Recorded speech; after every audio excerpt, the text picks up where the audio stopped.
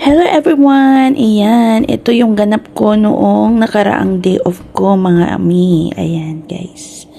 So, pumasok ako sa sa School of Cosmetology.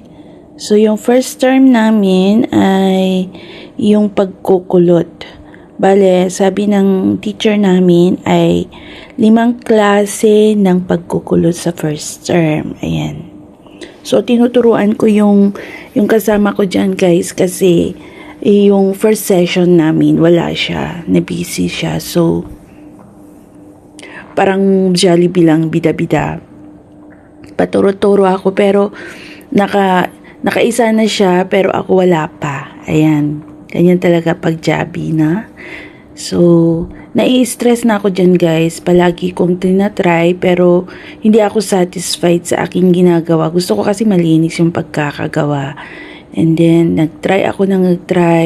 Ayan. Pinapakialaman ko yung katabi ko. Tapos sabay tingin-tingin sa mga kasamahan ko. Kasi yung mga kasamahan namin, marami na silang nagawa. Almost half done na sila. Ayan. So, yung klase namin guys is 1:30 to 4:30 o depende kung hindi mabisi sa kung may ganap sa church, ganyan. Kasi sa umaga, magja-church muna kami, Bible study, and then after that, magla-lunch, tapos proceed na kami sa dyan sa klase namin guys. Nag-offer sila na maraming skills like computer, reflexology, guitar, craft, ganyan guys. Ayan. So, trinay ko. And then, parang hindi ako satisfied dyan guys. Really, hindi ako satisfied kasi nga maluwag siya. Supposed to be mahigpit at saka malinis. So, parang masyadong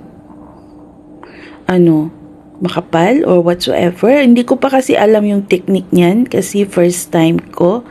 So, stress na stress talaga ako guys. But, pinagpatuloy ko pa rin.